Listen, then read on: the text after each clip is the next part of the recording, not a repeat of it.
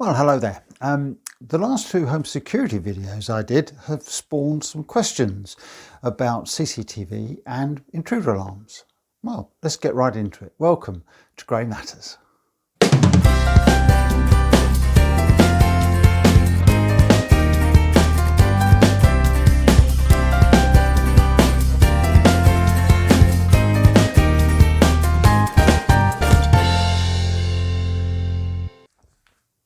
Welcome to Grey Matters, the channel that promotes the fact the older generations still matter and looks at issues that matter to the older generation. If you enjoy these videos, please give them a thumbs up and share them. We need to spread the word as far as we can. Don't forget to subscribe and ring the bell if you want to be kept notified of our future content. Thank you very much. Right, let's get straight into these questions and answers. The first one comes from Dave 1950. Hi Dave, I guess 1950 is the year you were born, same as me, good vintage. My neighbour and I have been having a dispute and he's now retaliated by throwing rubbish and dog poo over the fence into my garden. I've complained to the police about it, but they say there's nothing they could do, it's a civil matter. I've put up a camera to catch him doing it, but he's seen it and he's demanded I take it down. The camera focuses on my garden, but shows enough of his garden to catch him throwing the things over the fence. I've refused and he went to the police. They've been round and told me to remove it as it's invading his privacy, which is an offence. So who's right, you or them? Thanks, Dave.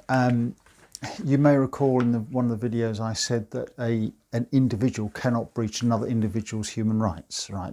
That is covered by the Human Rights Act, and that only covers the state. It's to stop oppressive governments from controlling the population too much.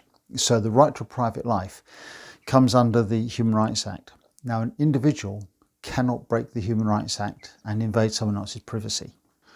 So that's the simple answer, I'm right, but I'll go into that in a bit more detail. Let's look back first at the issue of the rubbish coming over your fence and the police saying there's nothing they can do. Technically they're right. It's classed as litter, and the Litter Act provides that it's an offence if you throw litter from public to public, so if you drop it in the street, if you throw it from public into private, so from the street into someone's garden, or from private to public. So if you're in your garden and you throw something out into the street, right? Those three situations are offences. But private to private is not an offence. It's not covered. So technically the police were correct, but any policeman worth his salt could have dealt with that a lot quicker and easier using the Harassment Act. Just got to see your neighbour and they just need to say to him, look, your actions, alleged actions, are causing alarm, harassment and distress. If you do not stop, you will be prosecuted. Easy, okay? It's a nifty bit of legislation. I would go back to them if I were you and ask them to deal with it under the Harassment Act if it's still going on. Now, unfortunately, the Harassment Act can come back and bite you now when we talk about the right to privacy. Now, as I've already said, it's not an offence where you're concerned, but again, they should have used the Harassment Act, because it's quite likely that your neighbour does feel alarmed, harassed and distressed by having a camera pointing into his garden. And he's quite entitled to say to the police, I want him to stop. And they really should have come to you and said, under the Harassment Act, if you don't stop, you will be nicked. Simple as. So the best thing you can do, I think, is to move your camera so that it takes in maybe the very top line of your fence, if you can do that. None of his garden, just yours, so you can at least see the stuff being thrown over, which you can then take to the police. And if they want to see, if he complains again, says he's not moved it, you can always show the police what your camera is actually viewing, okay? And they can go back and explain that it's not showing his garden at all. But those are the basic answers to that question, okay? Right, Brian A20562, hello Brian, says, I put up a camera to protect my car on my drive, but there's a children's playground opposite. And I've had a complaint that I'm looking at the kids in the park and they're threatening to call the police. Can I be forced to remove it? If your car is on the road it's obviously a lot harder for you to film that without filming what's beyond it. If it's on your drive and you're filming from a height, it's probably easier. If I were you, I would lower the camera angle down to just look at your car and maybe just the exact entrance of your driveway, and omit the rest of the highway and the children's playground. There's no fence specifically, but it does leave a nasty taste in the mouth. And if I were you, I would avoid those complaints. And as I said to Dave, if the police want to see what your camera is actually viewing, show them. If you get a complaint from a neighbour or passerby, if you've got it on your phone, if you've got an app on your phone, show them on your phone that you're not looking at the playground at all. That's the easiest way to go around that. Pete Crosby asks, my car got damaged in our local marketplace, but the council say they can't give me the footage because there are members of the public in it. Surely that can't be right. If you think you're on public space CCTV, you are quite within your rights to go to the organisers, usually a local authority, and say, I'd like to see any footage you've got of me. But there will be a charge for that, and they will need to pixelate out, blur out anyone else that's in that footage except for you, because they haven't given the council permission for you to have their images, okay, under the Data Protection Act. Similarly, if it's just your car and it's being damaged and you're not even in the footage, then they could give you the footage, but they again would have to blur out everybody that's in that image, that footage. They may well have to send that away. There will be a cost involved in that, and they would then pass that on to you, and that could be £100 or so, okay? If your car's been deliberately damaged, or if it's a hit and run accident, then I would suggest you go to the police. They are always in a position to get the videotapes, not necessarily show you, but they can use it to investigate the crime. That's probably the best way to go about it, okay? Oh, burglar alarms, this one. Carol Smarty Pants, love that. Love that. Okay, Smarty Pants. I can't afford to have a company install my burglar alarm. I've seen some in DIY stores and thought I might get one of those. What should I be looking for? Anything but a DIY alarm, I'd say. Alarms you buy in stores are very low end, okay? Alarms are manufactured in 6 classes.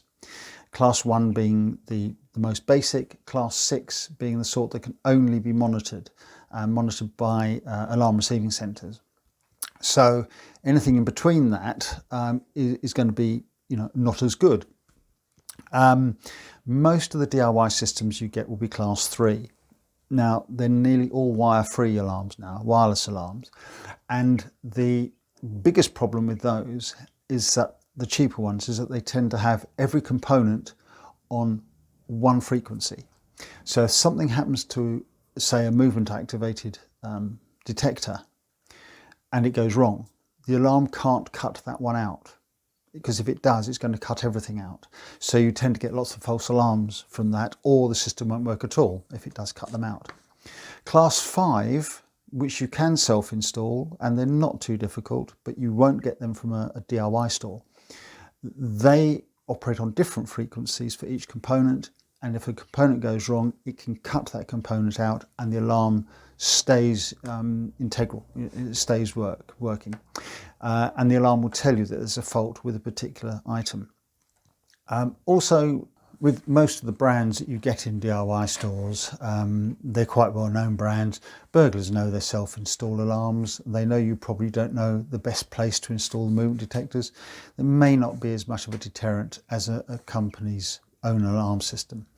And if you remember, I did say the cost of alarms has come down incredibly, and you should be able to get a professionally installed system for about £600 to £800 from a local independent, fully registered alarm installer.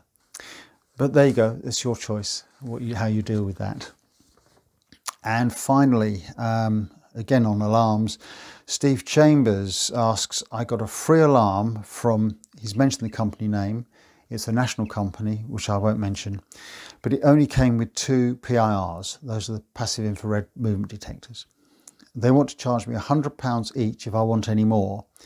I'm also paying a lot of money for monitoring, and I'm beginning to think I've made a mistake, but I'm locked into an initial 2-year contract. What's your opinion? I would always avoid the national companies. The deals sound quite good, but in a lot of cases you will never own the system. They're just basically leased, particularly if you get the system for nothing. But it's not really for nothing, because the monitoring charges can be exorbitant, around £400 a year or more for monitoring. So you're paying for the alarm that way. And there's no way, unless you live in a coal bunker, that you're going to be able to fully protect the property with just 2 movement detectors. Okay, you need a minimum of 3, hall, stairs and landing, 1 in the back area where they're most likely to break in, and 1 in the master bedroom, which is always going to be a target. I would always go for the minimum you need plus 1, okay? But 2 movement detectors, very unlikely to work.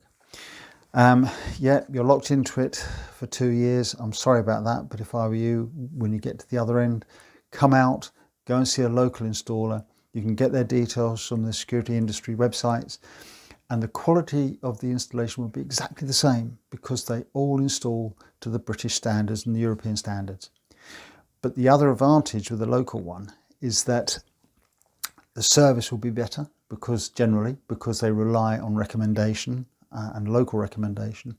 And also they must provide a 24-hour call out. So it's better to wait 20 minutes for someone to come 10 miles up the road than 3 hours for an engineer who may be the other side of the country.